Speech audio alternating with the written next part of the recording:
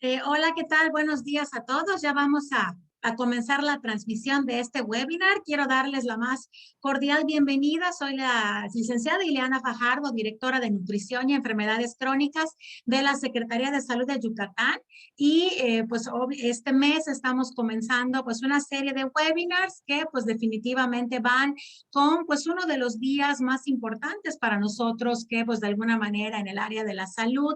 En este mes se conmemora el Día Mundial del Corazón, que es el 29 de septiembre, y pues independientemente de que todo el año estamos trabajando, por supuesto, con temas de salud cardiovascular, pues en septiembre tratamos de hacer un énfasis mayor y tratamos de traer información que nos pueda ayudar precisamente a cuidar nuestro corazón. Y pues por supuesto en el marco de la estrategia Cuida tu Corazón que tenemos en la Secretaría de Salud de Yucatán, pues con mayor razón, ¿verdad? Hemos preparado diferentes actividades tanto en los centros de salud de primer nivel como a través. Ya volví, perdón. Se fue mi internet, pero bueno, ya estamos acostumbrados, así que no entremos en pánico. Entonces, seguimos en Facebook, ¿verdad? Sí, bueno, ya está todo bien. Ok, entonces voy a presentarles en este mes del corazón, que iniciamos con este excelente webinar. Quiero darle la más cordial bienvenida al doctor que está hoy con nosotros, que es el doctor Mario Torruco Salcedo. Hola, doctor, buenos días, bienvenido. ¿Qué tal? Buenos días. Muchas gracias por la invitación. Al contrario, doctor, para nosotros, desde toda por supuesto, la Secretaría de Salud, pues es un gusto tenerle aquí con nosotros para impartir este webinar que lleva como título Tabaquismo y su impacto en la salud cardiovascular. Quisiera que me dejen nada más platicarles un poco acerca de la semblanza del doctor. El doctor es médico cirujano por la Universidad Juárez Autónoma de Tabasco. Él es especialista en psiquiatría y alta especialidad en adicciones por la Universidad Nacional Autónoma de México y el Instituto Nacional de Psiquiatría Ramón de la Fuente Muñiz. El doctor es profesor de asignatura del Departamento de Psicología de la Universidad Iberoamericana desde 2009.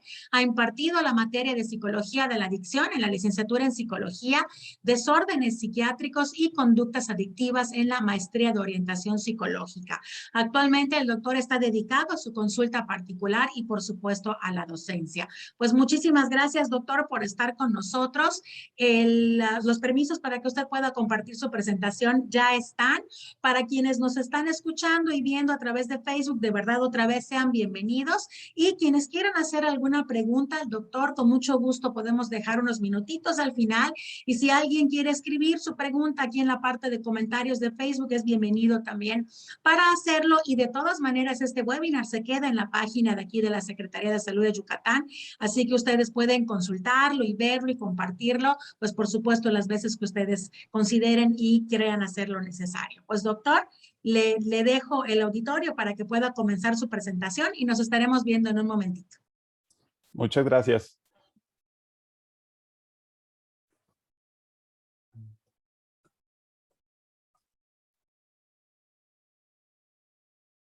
Ya se ve la presentación. Perfecto, doctor. Ok, pues muchísimas gracias por la invitación. Es un placer estar aquí con ustedes. Eh, quien me invitó directamente, el doctor Víctor Balam, es un gran amigo desde hace una buena cantidad de años y pues me pidió que les platicara un poquito acerca de tabaquismo y riesgo cardiovascular y decidí dividir la plática que les voy a dar ahorita en estos puntos. Primero hablarles un poco acerca de las consecuencias cardiovasculares del uso de tabaco, que esta parte me conflictó un poco porque me parece que es súper conocido o es muy difundida la información que tenemos acerca justamente del riesgo cardiovascular y del impacto del consumo de tabaco e incluso ahora con estas nuevas formas de consumir tabaco o de fumar que al principio se pensaban que podían no causar tanto daño o que incluso podían ayudar a dejar de fumar. Se han obtenido datos que descartan esta hipótesis. Pero aún así creo que sería importante repasar todas estas consecuencias. Luego, un poquito acerca de algunas sustancias en específico que contiene el cigarrillo o la combustión del tabaco, o incluso de estos productos que no queman el tabaco, pero que aún así pueden producir daños al sistema cardiovascular. Un punto muy importante que también será breve, pero me parece trascendental el repasarlo, cuáles son efectos indirectos al sistema cardiovascular. Y después me gustaría platicarles un poco acerca de por qué las personas fuman, ¿no?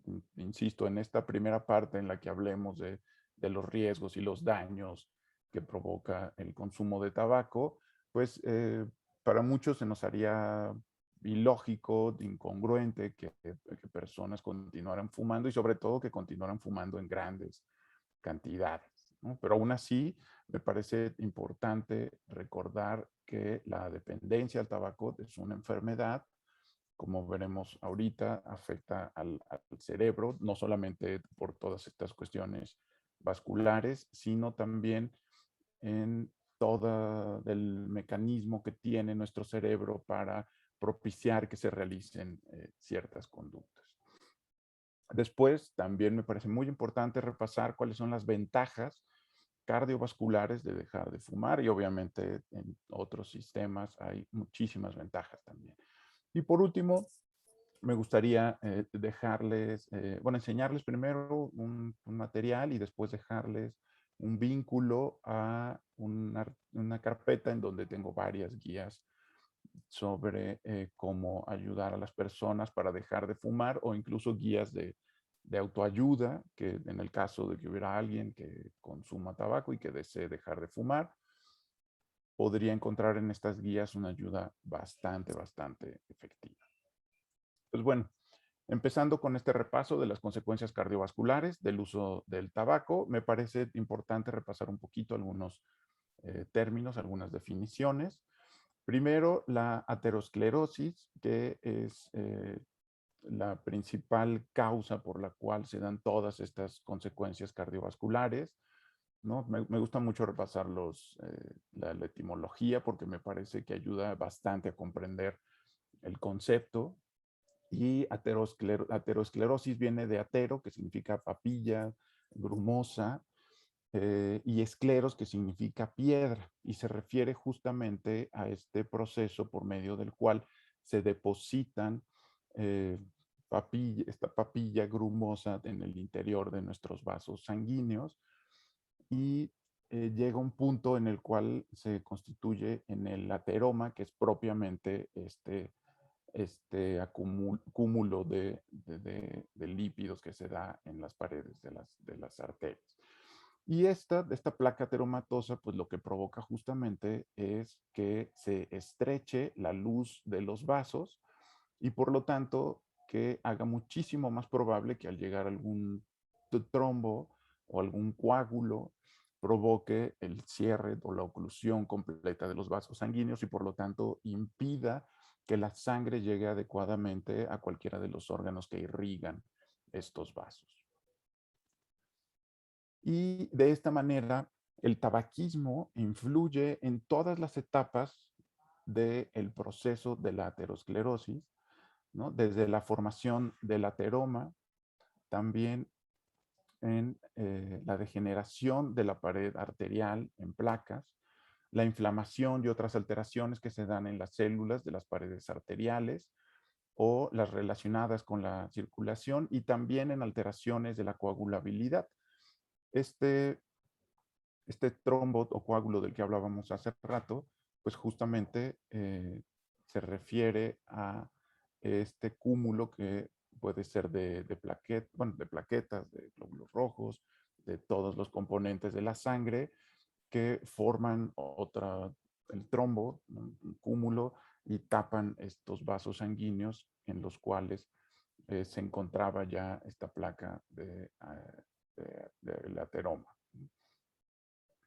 Pues bueno, de esta manera el tabaquismo influye en todo este riesgo cardiovascular y recordemos que riesgo se refiere al aumento de la probabilidad de que ocurra algo, ¿no? Se encontrarán ustedes tal vez con muchos fumadores que argumentan que no dejan de fumar porque a ellos no les ha pasado nada o porque ellos no tienen ningún problema. Y justamente es importante recordar ahí la definición de riesgo, ¿no? Este aumento de la probabilidad de que ocurra algo, lo cual no significa que ya ha ocurrido. Por lo tanto, el consumo de tabaco aumenta este riesgo, es decir, aumenta la probabilidad de que suceda alguno de estos eventos que vamos a repasar, lo cual no significa que ya debería de haberle ocurrido a la persona. El tabaquismo causa que las tasas de cardiopatía coronaria sean de 60 a 70% mayores en fumadores. Es decir, si una persona no fumadora tuviera un riesgo, digamos, del 10%, una persona sí fumadora tendría un riesgo del 16, 17%.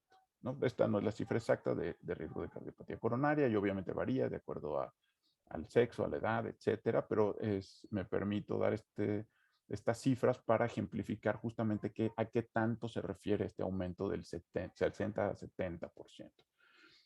Provoca también muerte súbita, la cual es de 2 a 4 veces más probable en fumadores jóvenes, ¿no? Otra vez, si una persona tiene el riesgo de una vez, digamos, de tener muerte súbita, un fumador joven puede tener el riesgo de 2 o de 4 veces, ¿no? Si habláramos en porcentajes, por ejemplo, si un joven que no fuma tuviera un riesgo de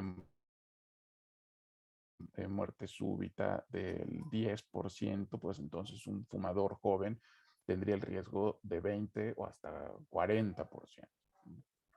El tabaquismo contribuye a producir estos ateromas que desencadenan los síndromes coronarios agudos. Recordemos que las arterias coronarias son las que irrigan, las que llevan sangre a nuestro propio corazón y son muy importantes justamente porque el corazón es un órgano que está trabajando constantemente, ¿no? Si ustedes toman su pulso o si ponen su mano sobre el pecho, sentirán cómo está, trabaja y trabaja y trabaja su corazón. Por lo tanto, necesita un riego sanguíneo continuo para funcionar adecuadamente. Y estas mismas placas de ateroma y este mismo riesgo de que se instalen trombos o coágulos y que impidan la circulación de la sangre en el corazón, también se dan, ¿no? Y por lo tanto, también el tabaquismo afecta directamente a el riesgo cardiovascular en nuestro propio corazón. El tabaquismo también aumenta el riesgo de apoplejía, es decir, la apoplejía es cuando el cerebro deja de funcionar, digamos, o por lo menos deja de funcionar de tal manera que nos permita el estar conscientes. Es un factor de riesgo más importante para la arteriosclerosis obliterante y para la tromboangitis obliterante, ¿no? Esto también se refiere a la arterio, ese sí se refiere a arterias, y tromboangitis, ¿no? Trombos en las venas. Agrava también la isquemia periférica, es decir, si estamos hablando de que estos vasos sanguíneos se van ocluyendo, ¿no? La luz de los vasos sanguíneos va disminuyendo de su diámetro, por lo tanto, es más difícil que llegue sangre a los distintos órganos y por lo tanto los órganos están esforzándose más para trabajar con los niveles bajos de oxígeno que tienen y esto puede llevar a muchos otros problemas. Puede afectar adversamente los injertos arteriales de derivación periférica, ¿no? En una persona que ya tuvo un problema en el corazón o que ya una de sus arterias está completamente tapada o en un buen porcentaje tapada, se necesita hacer un puente, poner otro vaso sanguíneo entre las dos partes de la arteria que no es alrededor, digamos, o antes y después de la parte que está ocluida, para que la sangre pueda pasar por ahí. Pero si la persona fumó o continúa fumando, estos injertos pueden también afectarse y por lo tanto también impedir que ayuden a que el corazón funcione adecuadamente. Los aneurismas aórticos por aterosclerosis son mayores en fumadores jóvenes, ¿no? Si recuerdan ustedes, la aorta es el principal vaso, la principal arteria que sale de nuestro corazón, ¿no? El diámetro de la aorta pues es la arteria más gruesa. Entonces, para que llegue a taparse este vaso, pues significa justamente que que hubo muchos factores de riesgo y que muchos influyeron en la acumulación del el ateroma. Y el aneurisma es cuando veíamos por acá atrás que las arterias constan de varias capas y estas capas se van separando y llega un momento en el cual puede acumularse ahí sangre y pueden romperse, ¿no? La aterosclerosis aumenta el riesgo de esto también porque hace, como veremos un poquito más adelante, que sea más dura la capa de la arteria y por lo tanto menos flexible, y cuando se está distendiendo y contrayendo para mantener la tensión arterial, para que la sangre pueda pasar, en uno de esos momentos pudiera romperse, ¿no? Y entonces el tabaquismo también aumenta el riesgo de esto. La mortalidad perioperatoria tras una cirugía de derivación coronaria es mayor también entre los fumadores, ¿no? La angina vasoespástica, es decir, la contracción de los vasos sanguíneos del corazón, es 20 veces más frecuente entre los fumadores. La mortalidad por cardiopatía coronaria tras un infarto al miocardio también es mayor entre aquellos que continúan fumando. Y la adhesividad plaquetaria, es decir, la facilidad con la que se pegan las plaquetas y pueden formar coágulos o trombos, es 100 veces mayor entre fumadores. Los hipertensos fumadores, es decir, aquellas personas que ya han sido diagnosticadas con hipertensión arterial y que aún así siguen fumando tabaco, tienen mayor probabilidad de hipertensión maligna, que en pocas palabras es una hipertensión que es muy difícil de controlar, y también tienen una mayor probabilidad de fallecer por hipertensión.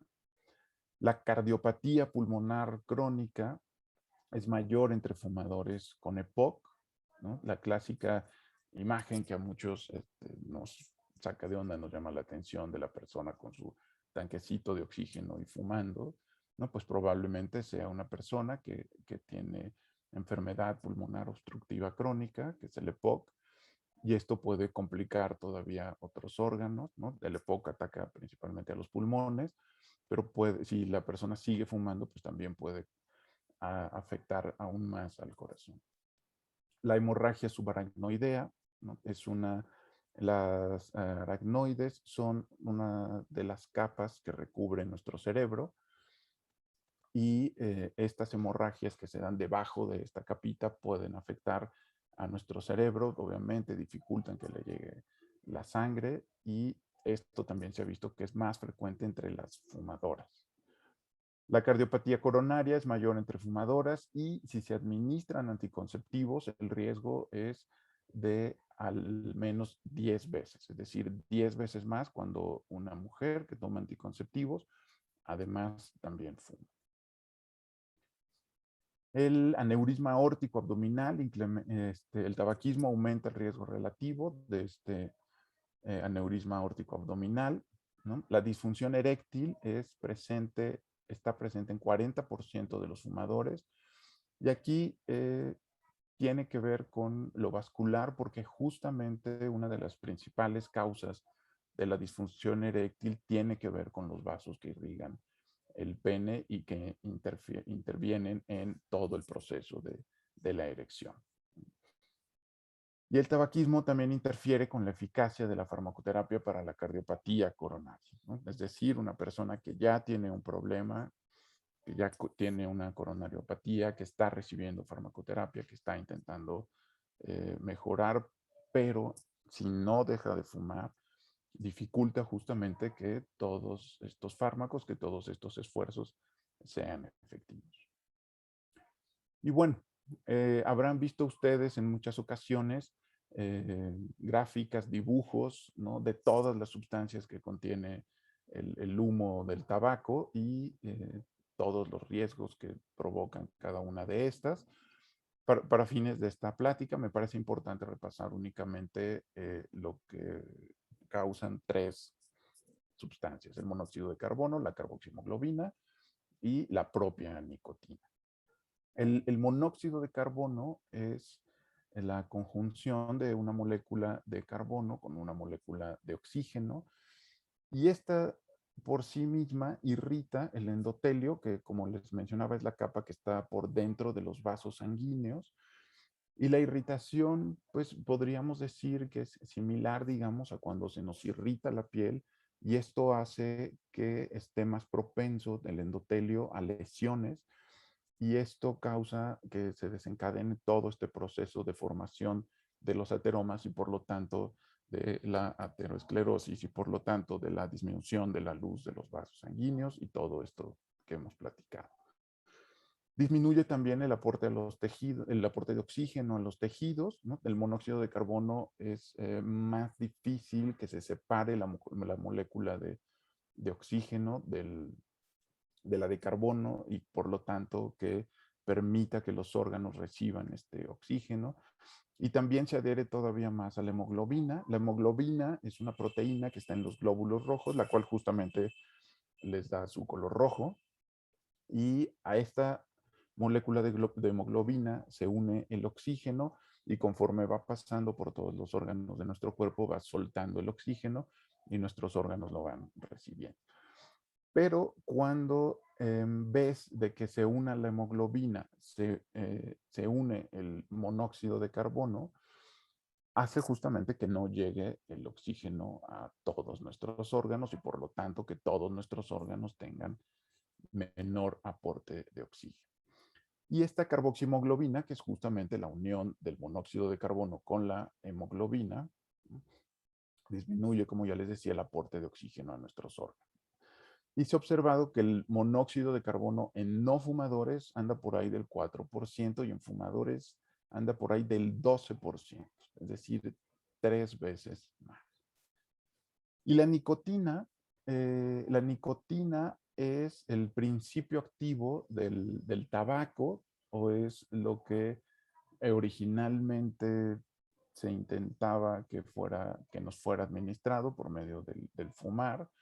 Proviene de la planta Nicotiana tabacum, de ahí se obtienen las hojas de tabaco y estas contienen la nicotina. Y uno de los argumentos que tienen las personas para utilizar los dispositivos electrónicos que no queman el tabaco y que únicamente proporcionan la nicotina es justamente esto. ¿No? No, es que este no quema el tabaco, es que estoy evitando el fumar todos los productos derivados de la combustión del tabaco. Pero se ha observado que la nicotina también aumenta el riesgo cardiovascular y tiene un comportamiento interesante, porque cuando se da la exposición aguda a nicotina, es decir, las primeras veces que estamos expuestos a la nicotina, puede haber algunos efectos benéficos, ¿no? Como podría ser la angiogénesis, que es la formación de nuevos vasos sanguíneos. Sin embargo, con la exposición crónica, ¿no?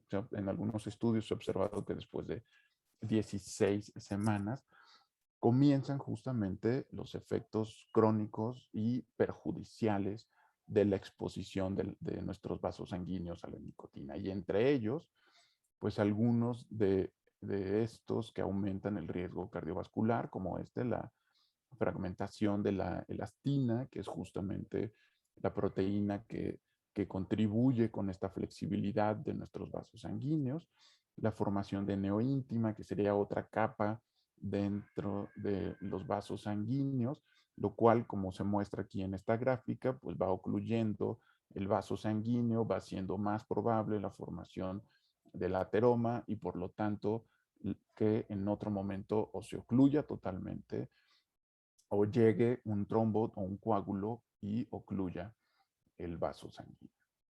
Y aún así, la nicotina solita, digamos, sin considerar este efecto directo sobre los vasos sanguíneos, incrementa la frecuencia cardíaca, ¿no? Incrementa también la fuerza de la contractilidad cardíaca, el gasto cardíaco, es decir, la cantidad de sangre que sale de nuestro corazón, el flujo coronario, la cantidad de sangre que pasa a través de nuestras arterias coronarias, que como recordamos son las que irrigan nuestro corazón. Y si recuerdan todo esto que veíamos hace rato acerca justamente del efecto de la disminución de la oxigenación, ¿no? Si estamos fumando, estamos disminuyendo la concentración de oxígeno, pero estamos provocando también que nuestro corazón trabaje más, que trabaje más rápido. Entonces, la necesidad de oxígeno de nuestro corazón va a ser mayor y el consumo de tabaco va a dificultar que reciba la cantidad de oxígeno que necesita. También causa constricción cutánea de la piel y constricción coronaria, ¿no? Lo cual las coronarias, otra vez, las arterias que irrigan nuestro corazón, se van a hacer más estrechas y por lo tanto van a dificultar todavía más el paso de la sangre y por lo tanto el aporte de oxígeno y aumentar el riesgo de que se pueda ocluir o se puede ocluir con mayor facilidad. Esta lesión endotelial de la capita de adentro de los vasos sanguíneos, ¿no? Puede provocar, como ya les mencionaba, todo un proceso inflamatorio que propicia el acúmulo o la formación del ateroma en nuestros vasos sanguíneos. E incrementa las catecolaminas séricas, y estas son las famosas, o entre algunas de las catecolaminas están la noradrenalina, que provoca muchos de estos efectos, ¿no? El incremento de la frecuencia cardíaca, contractilidad cardíaca, etc. La nicotina por sí misma también provoca dislipidemia, ¿no? Incrementa el colesterol llamado malo y disminuye el colesterol bueno. Y esto aumenta también el riesgo de que se formen los ateromas en los vasos sanguíneos, ¿no? Aumenta la actividad de las plaquetas y por lo tanto el riesgo de que se formen trombos. Y también inhibe todos los controles naturales para regular el crecimiento celular dentro de los vasos sanguíneos. Y por todo esto propicia justamente la formación del ateroma. Y el principal efecto que me parecería a mí perjudicial en este tema del que estamos hablando es que la nicotina tiene potencial de abuso. Es decir, cada vez que consumimos nicotina, nuestro cerebro registra ese consumo de tal manera que lo señala como una conducta muy importante, ¿no? Ahorita les voy a platicar un poquito para repasar cómo son estos mecanismos cerebrales, pero al señalar esta conducta como muy importante, nuestro cerebro empieza a diseñar una serie de estrategias, tanto cognitivas como emocionales y conductuales, para aumentar la probabilidad de que se vuelva a consumir la sustancia. Y entonces, obviamente, entre más veces y entre mayores sean las dosis de nicotina que se consuman, todos estos riesgos de los que estamos platicando se incrementarán.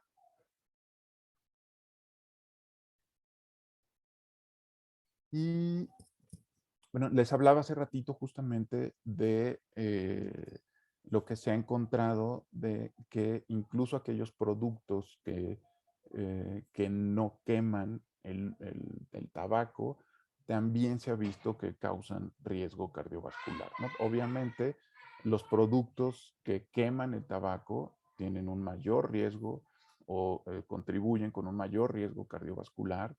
De ahí los cigarrillos electrónicos, ¿no? El tabaco sin humo y la terapia de reemplazo de nicotina, lo que son los parches, las pastillas, los chicles, etcétera. Todos esos también causan un riesgo cardiovascular, pero bastante, bastante menor, ¿no?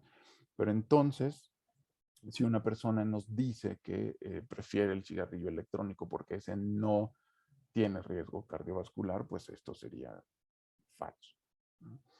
Y esta gráfica me gustó porque representa justamente todos los, bueno, muchos de los riesgos o muchos de los mecanismos que causan el riesgo cardiovascular, ¿no? La aterosclerosis inflamatoria, el infarto al miocardio, la muerte súbita. De aquí podemos ver de qué manera la nicotina contenida tanto en los cigarrillos como en los cigarrillos electrónicos, ¿no? Que en este caso sería más o menos igual, aunque por la forma como están diseñados muchos de los cigarrillos electrónicos que contienen nicotina, la dosis de nicotina que se administran las personas que los consumen en muchas ocasiones es mayor.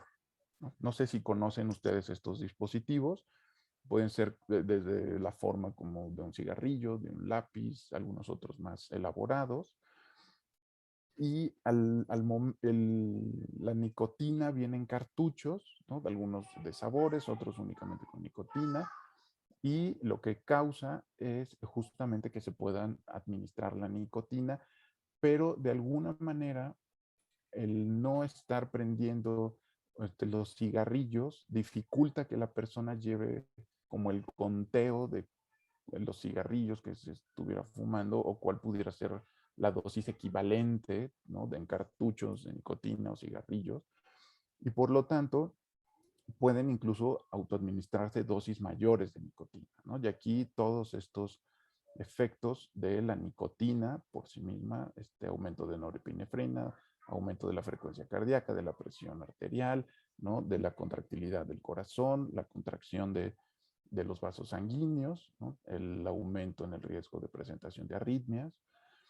Y también los otros componentes que tienen los cigarrillos electrónicos, que obviamente vienen en cantidad mucho mayor comparado con los cigarrillos eh, tradicionales, también provocan estrés oxidativo, provocan inflamación y todos estos componentes causan daño endotelial, activación plaquetaria, oxidación de lípidos, repolarización ventricular anormal, que también aumentan el riesgo cardiovascular, ¿no? Entonces, otra vez, esto de que fumo nicotina por medio de un cigarrillo electrónico y con eso disminuyo mi riesgo cardiovascular, no es 100% cierto.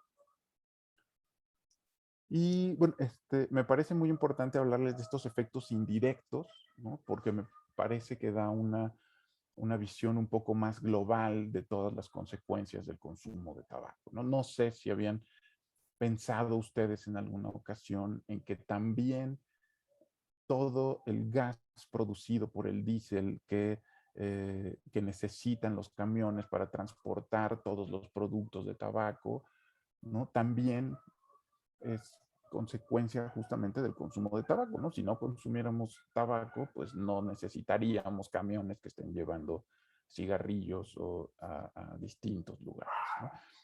Y estas partículas en el aire ambiental contaminado causan también la formación de placas de calcio en las arterias.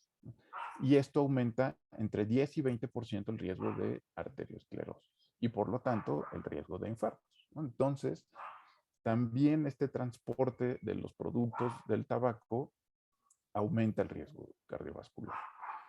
Y otro que sí lo tenemos más presente es el humo ambiental o el humo de segunda mano. Para 2007 se consideró que el 4.3% de las muertes por cardiopatía coronaria fueron atribuibles al humo de segunda mano, es decir, personas que no fumaban directamente los cigarrillos, pero que estaban en ambientes en los cuales había otras personas fumando. Los adultos expuestos al humo de segunda mano tuvieron entre 23 y 30% mayor riesgo de presentar una cardiopatía coronaria comparados con aquellos que no estuvieron expuestos a el humo de segunda mano. Y también algo que en muchas ocasiones ayuda a los fumadores a suspender su consumo es el pensar en los hijos y el pensar en que los están exponiendo al humo del tabaco, ¿no? Se ha observado que la exposición durante la infancia incrementa el desarrollo de enfermedades cardiovasculares y también la aterosclerosis de aparición temprana, ¿no? Y aquí me parece muy importante y yo creo que tiene mucho que ver con lo que vamos a ver a continuación, cómo eh, insisto, por el propio efecto del tabaco y por el propio efecto de que el cerebro señale esa conducta como muy importante, otras situaciones u otras circunstancias van perdiendo valor emocional. Por lo tanto, las personas comienzan a hacer cosas que propician el consumo del tabaco y que aumentan el riesgo tanto para ellos como para otras personas, ¿no? Como podría ser esto, el fumar en casa, ¿no? Y no sé si les ha pasado a ustedes ver personas que están en la ventana de su casa o que están en la puerta fumando con la intención de que el humo no entre a sus casas, ¿no? Pero si pudiéramos ahora sí que pintar el humo del tabaco, podríamos ver claramente cómo de cualquier manera entra el humo a los hogares. Y bueno, ¿por qué las personas fuman tabaco? El tabaco actúa sobre algunos receptores cerebrales, los colinérgicos, pero de manera indirecta activa un área cerebral que se llama el área tegmental ventral, que está ubicada más o menos aquí, donde señala mi avatar. Y esta área se encarga de señalar la importancia y el valor emocional de la conducta. Y esto lo logra liberando un neurotransmisor que se llama dopamina, ¿no? El tabaco o la nicotina por sí mismos no activan directamente el área tegmental ventral, pero activan otras áreas del cerebro que a fin de cuentas activan esta área tegmental ventral. Entonces, cada vez que nosotros fumamos un cigarrillo y que llega la nicotina a nuestro cerebro, ¿no? De manera indirecta, ¡pum!, activa el área tegmental ventral y esta área tegmental ventral libera dopamina y la dopamina lo que provoca es que la persona, que el cerebro de la persona concluya que esa conducta es sumamente importante. Este mecanismo de liberación de dopamina fue diseñado en nuestro cerebro para señalar las conductas importantes que aumentan la probabilidad de que sobrevivamos como individuos y como especie.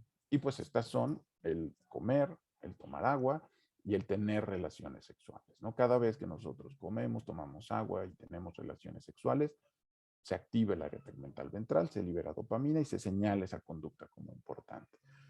La diferencia entre estos reforzadores naturales, como son el comer, beber o tener relaciones sexuales, con el reforzamiento que se da por las sustancias de abuso, es que con los reforzadores naturales, digamos que se libera una molécula de dopamina y con las sustancias de abuso se liberan 100 moléculas de dopamina. Por lo tanto, la conducta de consumo de estas sustancias de abuso se señala como muy importante.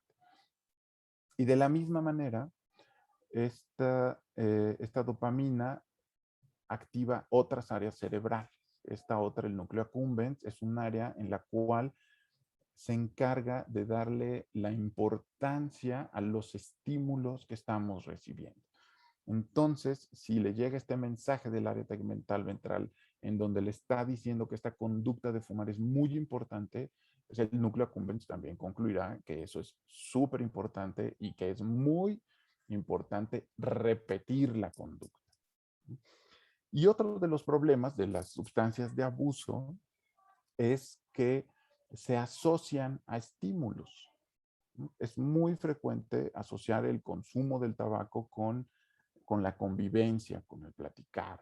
No sé si han escuchado ustedes personas a quienes se les dificulta dejar de fumar y dicen, no, es que no me imagino una plática con mi amigo fulano de tal sin echarme un cigarrito. Pues eso es justamente debido a la fuerte asociación que existe entre la conducta de fumar y la convivencia. Y entonces se llega a un punto en el cual ya la predicción, digamos, el saber que se va a estar frente a ese estímulo, que en este caso pudiera ser la convivencia, activa el área tegmental ventral libera la dopamina y en ese caso lo que causa esta dopamina es la sensación de antojo. Cuando nosotros tenemos antojo de alguna sustancia de abuso, lo que sucedió es muy probable que hubiéramos estado expuestos a algún estímulo que nosotros relacionemos al consumo de la sustancia, se liberó dopamina y entonces se activaron todas las áreas del cerebro asociadas a estos estímulos y entonces se nos antojó fumar, ¿no? Se nos antojó tomarnos una copa, etc. Y esto también es muy importante porque uno de los principales motivos por los que la persona prende otro cigarro es porque se le antoja y entonces concluye que quiere fumar. Pero como podemos ver aquí, no es que quiera fumar, es algo automático, causado por su cerebro, por este propio efecto de la dopamina, y entonces la persona probablemente ya no quiera fumar y mucho menos necesite fumar. Pero si la persona esa sensación corporal la interpreta como que quiere fumar, pues entonces será muchísimo más probable que se decida a fumar. Y aquí este mecanismo es una de las formas como se explican esta asociación entre la nicotina y el propiciar el propio consumo, ¿no? Cuando se busca o se consume la sustancia de abuso, en este caso la nicotina, el tabaco, se tiene una sensación agradable o se previene o evita o disminuye una sensación desagradable. Y esto aumenta la probabilidad de que se vuelva a buscar o que se vuelva a consumir la sustancia de abuso. Y si esta otra vez provoca una sensación agradable o previene una desagradable, se perpetúa este ciclo. Estas sensaciones agradables pueden ser desde la sensación de relajación o la propia sensación de agrado, de gusto, de estar conviviendo con otras personas, que como veíamos también pudiera estar asociada al consumo de tabaco. Y bueno, ¿cómo para responder un poco por qué las personas fuman, ¿no? Tendríamos que recordar cómo tomamos decisiones. Cuando nosotros vamos a tomar una decisión, valoramos cuáles son las ventajas y las desventajas de hacer lo que estamos decidiendo si haremos, ¿no? Y obviamente, si nosotros en un momento dado consideramos que las desventajas pesan más o son mayores o en mayor cantidad, por lo tanto, esta balanza, digamos, se inclina hacia el lado de las desventajas. Entonces, hay más desventajas de hacer algo, por lo tanto, no lo haremos, ¿no? Decidimos no hacerlo. Obviamente, estas decisiones, en la mayoría de las ocasiones, las tomamos en automático y no nos detenemos a reflexionar acerca de si estas ventajas o lo que estamos colocando en las ventajas realmente es una ventaja y lo que estamos colocando en las desventajas realmente es una desventaja. Y muy probablemente lo que sucede con las personas que tienen toda esta información acerca del riesgo cardiovascular del consumo de tabaco, pero que siguen fumando, es que no le dan el valor emocional adecuado para colocarlo del lado de las desventajas de fumar. Por lo tanto, la conclusión es que continúan fumando. Y otro punto también importante aquí es que si nosotros no tenemos claras justamente cuáles son las ventajas y las desventajas de hacer o no hacer algo, pues nuestra decisión no será adecuada. Hay ocasiones en las que no le damos el peso adecuado a una desventaja, por ejemplo, ¿no? Esto que les mencionaba yo de los hijos, ¿no? Si una persona está 100% convencida que fumando desde la ventana evita el 100% que el humo del cigarrillo entre a su casa y por lo tanto que sus hijos entren en contacto con él, entonces el fumar en su casa no lo colocará dentro del lado de las desventajas y por lo tanto no pesará tanto y probablemente disminuya la probabilidad de que la persona decida dejar de fumar, ¿no? Entonces, parte del trabajo que se puede hacer como personal de salud es reflexionar o ayudarle a la persona a reflexionar acerca justamente de cuáles son las ventajas y las desventajas de continuar con la consuma de fumar. Y bueno, ¿cuáles son las ventajas de dejar de fumar? Y considerando únicamente las relacionadas con el riesgo cardiovascular, porque obviamente para otros sistemas y en general son muchísimas, ¿no? El exceso de riesgo de cardiopatía coronaria se reduce a la mitad después de un año de haber dejado de fumar. El riesgo de cardiopatía coronaria es similar al de un no fumador después de 15 años de fumar. Ahí sí se necesita que pase mucho más tiempo. Y se ha observado que los espacios públicos sin humo, ¿no?, o estos espacios en los cuales no se permite fumar, disminuyen los episodios coronarios agudos, los ingresos hospitalarios y las muertes, ¿no? Entonces, hay muchas ventajas, ¿no? Y bueno, para terminar, ¿cuáles son las intervenciones efectivas para dejar de fumar, ¿no?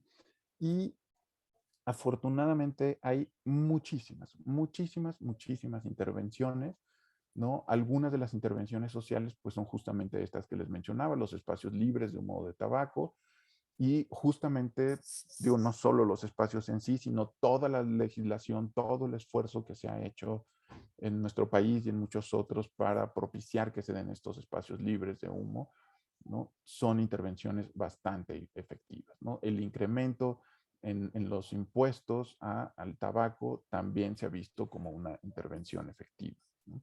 Y dentro de las intervenciones psicológicas está la psicoterapia. Hay toda una serie de modelos para propiciar que las personas dejen de fumar, pero hay todo este texto que ven aquí mucho, me interesa mucho compartirlo con ustedes, porque me parece que contribuye a modificar la visión que se tienen del poder que tenemos el personal de salud para poder modificar la conducta de fumar en las personas que atendemos, ¿no? Se han ido diseñando intervenciones cada vez más cortas, es decir, que duren menos tiempo, ¿no? Primero eran sesiones de psicoterapia que eran 12, 20 sesiones de 1 hora cada una, y entonces ahí se iban haciendo esfuerzos y se observaba que son efectivas, ¿no? Pero cada vez se han hecho más cortas. Y ahora, hace algunos años, se hizo un estudio en el cual se hacía una intervención ultra corta. Y esta intervención ultra corta era al final de una consulta médica en un centro de salud en alguna parte de China. El médico leía este texto que les estoy colocando aquí, ¿no? Que si me permiten voy a sacar mi cronómetro para cronometrar cuánto tiempo me tardo en leerlo. Y no sé si pueden ver, no se ve, pero bueno, ahí les platico cuando va contando. Y dice, existe fuerte evidencia de que fumar cigarrillos tiene muchos efectos dañinos, como el cáncer, enfermedades del corazón y de las vías respiratorias. De acuerdo a las investigaciones médicas, 1 de cada 2 fumadores morirá por fumar. Usted debería reducir su consumo de cigarrillos por lo menos a la mitad de su consumo total en el próximo mes. Sin embargo, recuerde que el intento de disminuir su consumo de tabaco es un paso intermedio hacia suspender totalmente su tabaquismo. Fumar es dañino para su salud. Por lo tanto, al final deberá dejar de fumar totalmente. Un consejero entrenado le llamará por teléfono en 1 semana y en 1, en 3, en 6 y en 12 meses. Espero que para entonces pueda haber suspendido su consumo de tabaco. 54 segundos. Entonces, en esos 54 segundos, el médico lee este texto, entrega un material que habla justamente, un material gráfico, ¿no? Como infografías, folletos, trípticos, con información sobre los riesgos del tabaquismo. Y posteriormente, tal como indicó el médico, se comunica con la persona 1 semana después, 1 mes, 3, 6 y 12 meses después, para preguntarle sobre su hábito de tabáquico, y se ha observado que es efectivo. Obviamente no es que el 100% de las personas dejen de fumar, ¿no? Pero si nosotros con esta intervención de 1 minuto, ¿no?, acompañada de las llamadas telefónicas y del material impreso que demos a la persona, ¿no?, logramos, ¿no?, que algunos de nuestros pacientes dejen de fumar, pues entonces estamos liberándolos de todos estos riesgos de los cuales estamos hablando durante este tiempo, ¿no? Y otra estrategia todavía más llamativa es la que se ha diseñado por la Organización Mundial de la Salud, en la cual ya hay este video que observan ustedes aquí, es de de una inteligencia artificial, ¿no? No es una persona real, es un avatar que va respondiendo a las preguntas que hace una persona cuando pide información acerca de dejar de fumar, ¿no? Y es un video cortito, me voy a permitir ponérselos para que vean ustedes más o menos cómo funciona esto.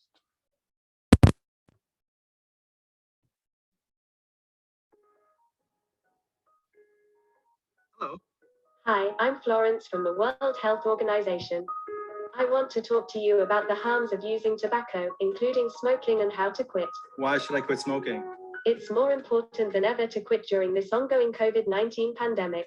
Smokers are more likely to develop a severe case of COVID-19. Well, I want to quit, but I've tried before and it's just really hard. I'm here to help. I can teach you proven techniques to help you quit, tell you why quitting is a good idea, and more. What would you like to talk about? Well, how do I quit? Congratulations. Being motivated to quit is the first step. The best way to quit is to build a plan. Are you ready to get started?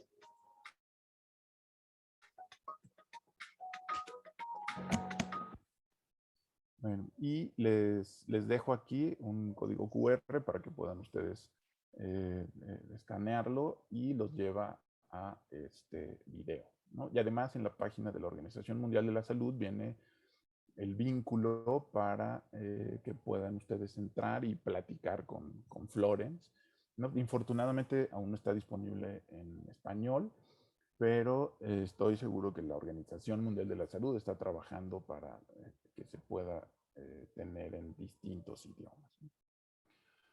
Y bueno, y en este otro código QR les dejo el vínculo a una carpeta en la cual hay un chorro de guías para dejar de fumar, y las cuales la mayoría están basadas en este modelo de los estadios de cambio, que son estos que están aquí: precontemplación, contemplación, preparación, acción, mantenimiento, recaída. Es un modelo muy interesante que justamente surge para que las personas puedan dejar de fumar, y por lo que me gusta mucho a mí es porque rompe este mito de que si una persona no quiere dejar de consumir, entonces no hay nada que nosotros podamos hacer, ¿no? Justamente en esta etapa de precontemplación, ¿no? Recordando esta metáfora que les hacía de la balanza, en esa etapa de precontemplación la persona no tiene motivos para dejar de fumar, por lo cual su decisión es seguir fumando. No puede que no vea el consumo de tabaco como un problema, ¿no? Y entonces caería dentro de este cajón en donde colocamos nosotros a las personas que no quieren dejar de consumir. Sin embargo, este modelo propone toda una serie de intervenciones para hacer que la persona avance poco a poco hacia las distintas etapas, ¿no? Y la siguiente etapa sería la de contemplación, en la cual la persona sabe que tiene problemas, sabe que sería bueno cambiar, pero todavía no desea hacerlo. Y así una serie de intervenciones que van propiciando que la persona avance hacia las distintas etapas hasta llegar al mantenimiento, que sería el momento en el cual la persona ya lleva 6 meses sin fumar, ¿no? Y otro mito también que rompe es el de las recaídas, ¿no? Las personas normalmente consideran que cuando recaen, que cuando vuelven a consumir, es que todo se perdió, que todo lo echaron a perder, que no hay nada que hacer, que nunca van a cambiar. Y este modelo también nos hace ver que la información que tenemos alrededor de la recaída, de los motivos por los cuales recayó la persona, pueden ayudarnos muchísimo para prevenir futuras recaídas y aumentar la probabilidad de que la persona se mantenga sin fumar.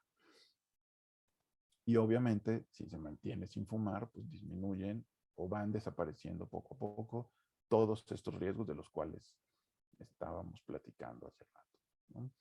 Les dejo aquí mis datos. Cualquier duda, cualquier queja, sugerencia que tengan, estoy a sus órdenes. Y,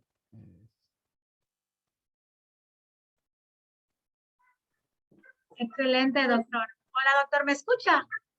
sí, sí, sí. Perfecto, no, doctor, muchísimas gracias. La realidad es que creo que absolutamente todo lo que nos acaba de comentar, ¿no? Es de vital importancia y me llama mucho la atención que cuando al principio nos comentó, ¿no? Esto de que, bueno, me causa un poquito de conflicto como que explicar, ¿no? Así como que los daños del tabaco, porque ya se sabe. Pero la realidad, doctor, es que mucha gente todavía no, de verdad, no, pues acabamos hace un ratito antes de entrar con usted al webinar, tuvimos un taller, sí, hemos tenido unos talleres aquí en la Secretaría de Percepción de Riesgos, ¿no? Entonces, me encanta porque uno va entendiendo, ¿no? Que a veces lo que uno sabe, ¿no? Y entiende como un riesgo y se lo quieres hacer ver a la población o a tu paciente, ¿no? En el caso de trabajar de manera individual como un riesgo, de verdad hay algo, ¿no? En la mente, en el tema social, en el tema emocional, que a lo mejor muy adentro sabes que hay un riesgo en salud, pero algo te impide de verdad percibirlo como un riesgo, ¿no? Entonces, yo creo que por eso nunca son suficientes, ¿no? Estos talleres, estos webinars, estas pláticas con expertos como usted, porque me parece que a todos nos hace bien recordar, ¿no? El daño que causa el tabaco. Todo el año hay que hablar de ello, pero bueno, si este mes, por ser el mes del corazón, tenemos que hacer el énfasis, creo que vale la pena hacerlo, doctor, y creo que vale la pena, pues no nada más, no este recorrido que nos hizo por el webinar, de no nada más, bueno, cuáles son los riesgos, ¿verdad? En la aterosclerosis, en temas del corazón, en temas cerebrales, pero creo que es importante saber y entender que también hay profesionales de la salud que nos pueden apoyar con las estrategias también Claro, claro. para el desapego, porque yo creo que es algo que siempre hemos tratado de fomentar, ¿no? Que los profesionales de la salud, pues no nada más sirvamos para apuntar el problema, sino que también sirvamos como apoyo y como soporte también para los pacientes, para, pues ahora sí que juntos encontrar, ¿no? Esa estrategia, ese mecanismo o esa motivación también que te haga finalmente no exponerte a una conducta de riesgo como es el tabaco, ¿no? Claro, claro que sí. Definitivamente, doctor. Pues mire, hay aquí en Facebook hay algunos comentarios que nos están haciendo quienes nos acompañan. Por supuesto, tiene usted ahí muchas felicitaciones y agradecimientos por parte de la gente que nos está viendo, ¿verdad? Y pues definitivamente creo que esto es algo que pues debemos de seguir platicando, ¿no? Aquí hay una persona que nos escribe, me parece muy interesante la asociación de la convivencia con el fumar que se presenta con el famoso antojo, ¿no? Que son estos como fumadores sociales, ¿no? De que no, yo solo fumo cuando estoy en un restaurante. Bueno, ya no se puede, ¿no? Los restaurantes, bueno, en algunos todavía, pero yo solo fumo cuando estoy en una reunión, ¿no? Entonces, bueno, finalmente, pues siempre habrá este tema, como le decía, ¿no? Social, que a lo mejor yo sé que es algo que me causa daño, pero ahora sí que no lo puedo evitar, ¿no? Entonces, Claro. pues definitivamente, doctores, le agradezco muchísimo, ¿no? Que nos haya hecho pues todo este recorrido. Siempre es importante y será importante recordar la relación entre tabaquismo y daño cardiovascular, que ya está evidenciada y comprobada por muchísimos estudios a lo largo de muchos años, pero lo que me parece que sí es nuevo y vale la pena impulsar son estas estrategias y evidencias de el desapego al tabaco, ¿no? Yo creo que cada vez hay más, ¿no? Tecnologías también, como esta que nos mostraba de la inteligencia artificial. Bueno, hay un montón ahorita de, yo creo, de estrategias que nos pueden ayudar a ese desapego. Pues doctor, a mí me encantaría que cerraras el webinar con un mensaje final para la gente que nos está viendo acerca de, pues, el tema que nos acabas de compartir. Claro que sí, pues subrayar otra vez que justamente el tabaco, el fumar tabaco, incluso en estas modalidades sin combustión, también aumenta el riesgo de que tengamos problemas, de reflexionar y hacerlo detenidamente de realmente cuáles son las causas por las cuales